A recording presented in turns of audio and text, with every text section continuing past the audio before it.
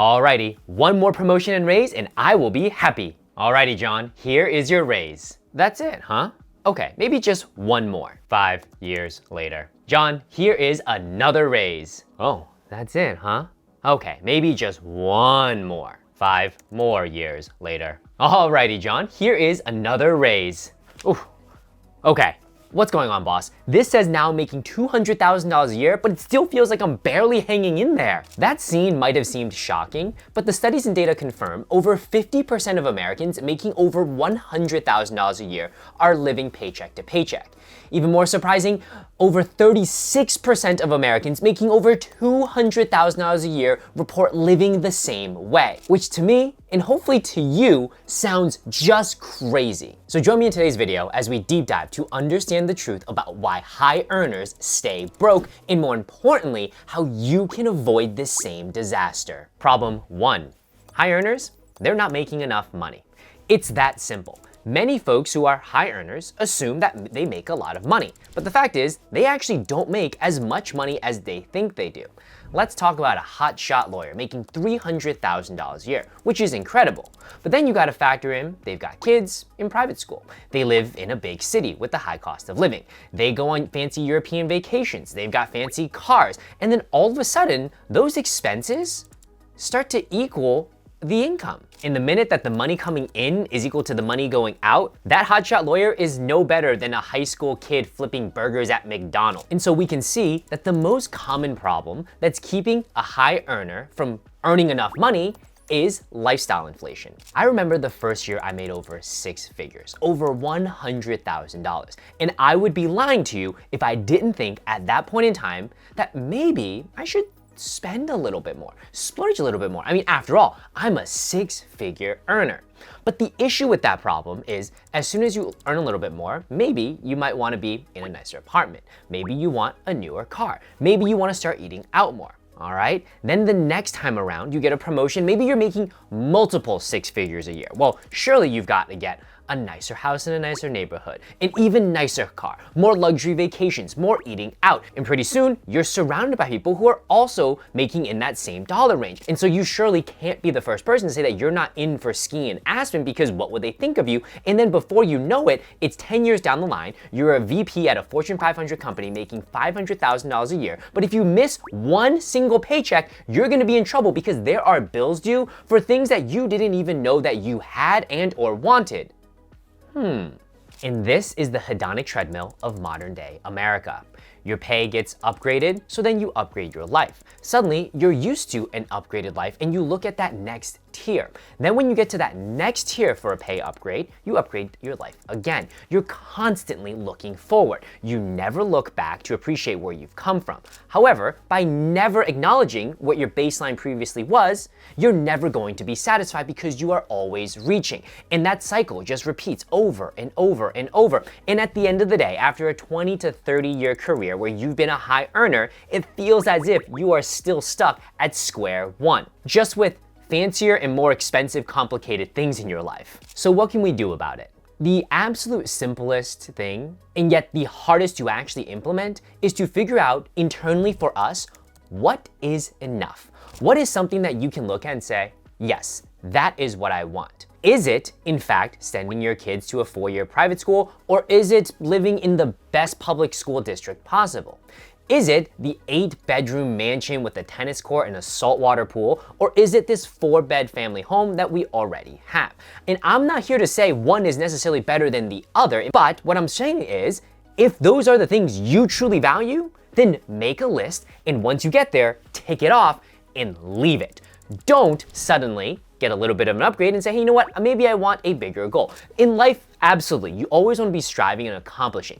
But when it comes to having just, I'll be honest, shit in our lives, for most people, we have a baseline level of that already, and adding more doesn't necessarily always equate to more happiness. In fact, as we can see here, for most folks, by adding more, it just means you're earning less, and that is how high earners continue staying broke, by not earning enough. The next thing I would do to make sure I'm earning enough as a high earner is to value experiences over things. All the studies out there show people get significantly more satisfaction and enjoyment from a shared experience. And it doesn't have to be an extravagant skiing in the French Alps experience. It could just be as simple as going and spending a weekend away with your family or your friends. Experiences, not only are they valuable in the period, but they also pay what I call a memory dividend. And so my best example for this is, think about how every time you hang out with your high school friends or even college friends, you guys just tell the same stories. Like, these are stories from 5, 10, 15, 20 years ago, and you will still tell them and you will still get just as much joy.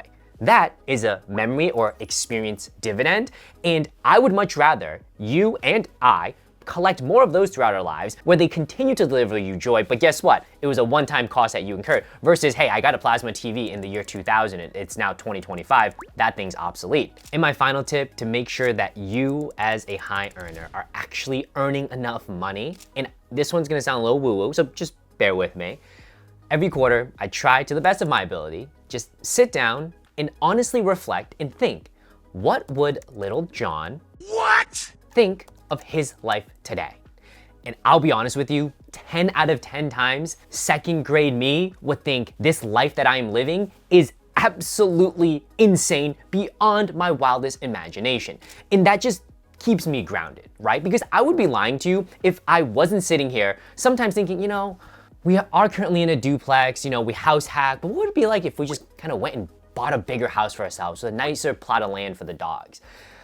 Maybe we should get a nicer second car. Like, those thoughts absolutely come into here, but then I'm like, wait a minute, bro, like, you have all the time freedom in the world. You managed to become financially independent by the age of 32. Just to take a moment to reflect back and to really think, what's the kind of life that I'm living now? And really, is it that much different than what just little old me would have thought it would be? And this is just gratitude 101, just an easier way to think about it. Problem number 2 of why high earners stay broke: they've got too much debt. As a credit card guy, I can appreciate the irony here, but the facts are the facts. A recent study from BHG Financial found that 62% of those earning over $300,000 a year still struggled with credit card debt. I'm sorry, what?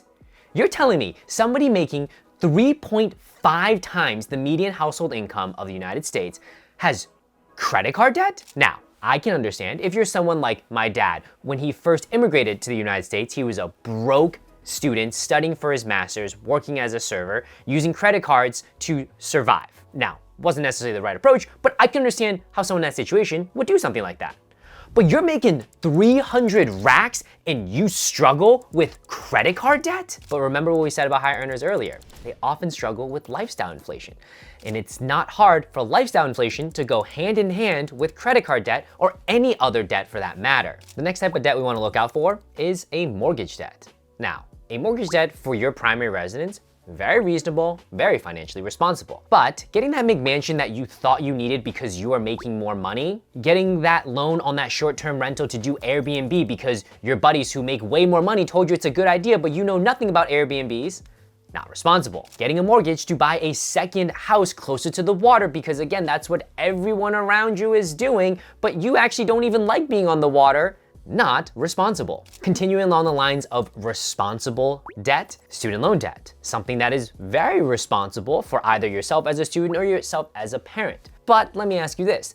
Does little Becky really need to go to the small 4-year liberal arts school in the middle of nowhere with very minimal alumni connections, studying a BS major that has no job prospects but costs you $60,000 a year? Or could she get by at the local state school, study an actual major that's gonna get an actual job, and instead of having to get private student loans, you could get government-backed student loans?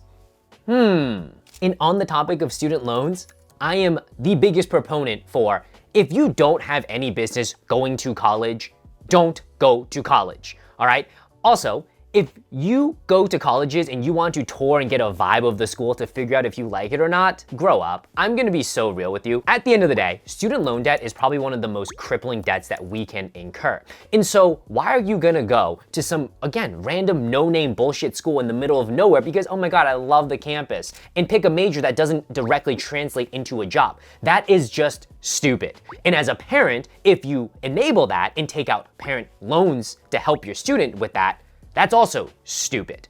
don't do that. Make rational decisions when you are going to incur significant amounts of debt. Now, all this talk about making sure you're responsible with your debt might seem obvious, but we forget that we live in a society designed to put us in debt. The American economy revolves around consumerism. And to consume, we must spend money. And one of the easiest, most pain-free ways to spend money is to use debt. Because by putting things on credit, by getting a loan, we take today's problem and kick it down the line to make it a future problem. And in that process, we forget that we take a lot of today's problems, debts, and make them future debts. And that starts racking up very significantly. Now, I won't sit here and say, hey, this is entirely our fault. Well, kind of is, but it also kind of isn't, because there's a behavioral economics phenomenon here known as the present bias, where essentially we, as humans, would much rather value something today than future payoff. For example, there was a study done where folks would much rather take $50 today than take $100 in a week, even though obviously you should take the $100 in a week. We would rather the satisfaction and the reward today. So to combat this debt, especially for high earners and especially credit card debt, we're going to use my golden credit rule. If you do not have the cash, you do not have the credit. That's it, you cannot purchase the item. So many times, especially me, when I was 18, I got my very first credit card from Discover. I remember I had a $1,000 credit limit. I was so proud of this. I told everybody, I have a $1,000 credit limit. What does that actually mean? Well, I actually didn't have $1,000 in the bank. I probably had less than $200 in my checking account. The $1,000 credit limit from Discover just meant that I could borrow $1,000. You see how innately stupid that is to think that the credit limit is my money? That's not my money. That's the bank's money. That's the money that they are willing to lend me with 20, 30% interest. And so if today I don't have the cash to buy whatever item it is on hand, then I do not put it on a credit card.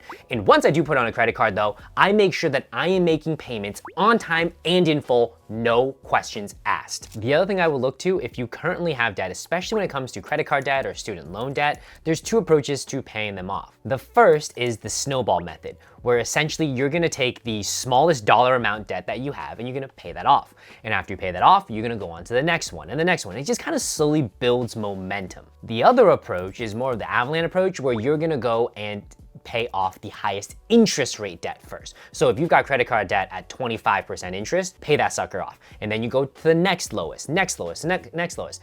With the thinking being that the highest interest rate debt is gonna cost you the most amount of money over time. And so you wanna get rid of that as soon as possible. And the third problem, keeping high earners broke, they accidentally think that their salary is the same as their wealth. So there's a podcast I really like called Millionaires Unveiled. And one of the most common themes in the podcast, time and time again, are just everyday people who have never made $100,000, yet they retire millionaires. Which I'm sure for most of us, myself included initially, it was very hard to believe.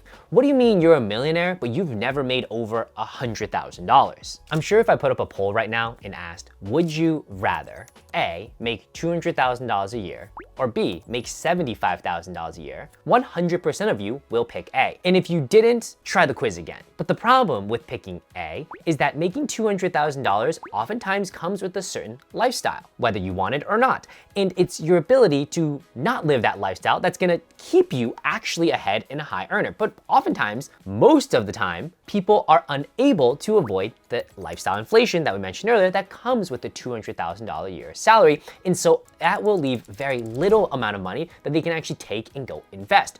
Whereas, you might not know it, but someone who's making salary B, $75,000 a year, is very diligently thinking about their future and planning for it in trying to invest as aggressively as possible. And by investing aggressively and keeping that delta of money in and money out as big as possible, that is what builds true wealth, and that's what keeps you from just being any other paycheck to paycheck employee. Now let's continue examining person B. They make $75,000 a year.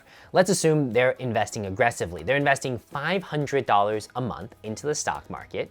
Over the course of 30 years, assuming on average a 10% return a year, they would be looking at a total portfolio of $986,000 $100,000 at the end of those 30 years. Now let's say they crank it up a notch. Remember, $500 a month is $6,000 a year, which is 8% of their income. Let's say they doubled it and invested 16% of their income. So $1,000 a month over 30 years, 10% returns. At the end of that 30-year period, that's $1.97 million, which is absolutely insane for someone who's never made over $100,000 a year. And you and I would never know it on the surface. We would meet this person, they say, yeah, I make $75,000 a year. And immediately you think, wow, you must be poor. But yet they've been diligently investing consistently over 30 years. Whereas somebody who's making $100,000, $200,000, $300,000 a year, they're often telling you about, hey man, I just got a raise, I'm making more money now. Or hey, I'm changing jobs, I'm gonna make more money. Or hey, I just got a promotion, I'm making